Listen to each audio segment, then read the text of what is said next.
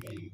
लेकिन हमें अगर ब्रह्मास्त्र विद्या का सानिध्य मिला है तो हमारे कई जन्मों के पुण्य प्रताप का फल जागृत हुआ है, तब जाकर के हमें माँ भगवती ब्रह्मास्त्र विद्या का सानिध्य प्राप्त हुआ है।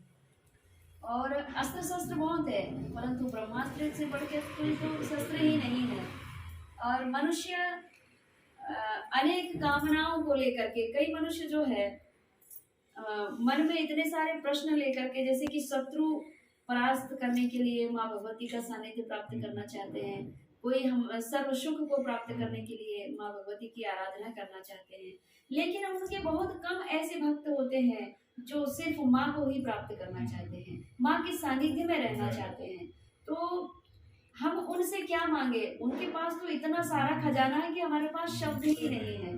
और माँ भगवती को ही अगर हम प्रसन्न कर लें, माँ भगवती के श्री चरणों में रहकर के उनकी आराधना भक्ति करते रहें, जब जिस भक्त को माँ स्वयं प्राप्त हो जाती है, और स्वयं प्राप्त हो जाने का मतलब ये है कि संतों ने भी कहा है कि भगत के वश में है भगवान।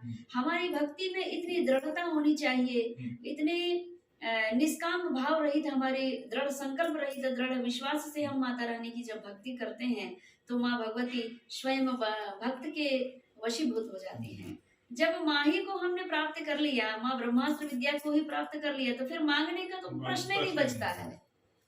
तो ये भावना लेकर हम माता रानी से जुड़ते हैं तो हमारे यह लोक तो सुधरता है, लेकिन परलोक भी सुधर जाता है। और मनुष्य इस लोक को सुधारना चाहता है, परलोक की नहीं जानता, वो उसको मतलब ही नहीं है। हाँ, और ज्यादा से ज्यादा भक्ति अगर कर रहा है तो मोक्ष की कामना है तो, लेकिन मोक्ष के भी ऊपर और लोक है जहाँ वो जाना ही नहीं चाहता। और जो मनुष्य जाना चाहता है वो केवल माँ को मांगता है, आपके श्री चरणों में मेरा निवास स्थान हो माँ, बस यही मांगता है। और ब्रह्मास्त्र विद्या की महिमा तो देवताओं ने भी अपने अपने भाव से व्यक्त किया है माँ भगवती ब्रह्मास्त्र विद्या की महिमा को, क्योंकि जो कार्य दुर्लभ है, जो कार्य देवताओं से भी नहीं हो पाता, भगवान शिव भी जिस कार्य को नहीं कर पाते हैं, वो माँ भगवती ब्रह्मास्त्र विद्या माँ पार्वती जी कर जाती हैं। शक्ति स्वरूप, शक्ति से तो सारे कार्य सुलभ हो जाते हैं। हाँ हाँ, मान क्रम वचन से आप कितना भी करें वो कुछ नहीं, लेकिन अगर हम हमारे जीवन में शक्ति स्वरूपा माँ पार्वती जी विद्यमान है, मन में, रोम रोम में, कण कण में, हमारे जीवन में माँ भगवती ब्रह्मास्त्र विद्या माँ पार्वती जी का दिव्य स्वरूप विद्यमान है, तो उस भक्त के सारे कार्य सुलभता से हो जाते हैं। और माँ भगवती का यंत्र पूजन करना चाहिए।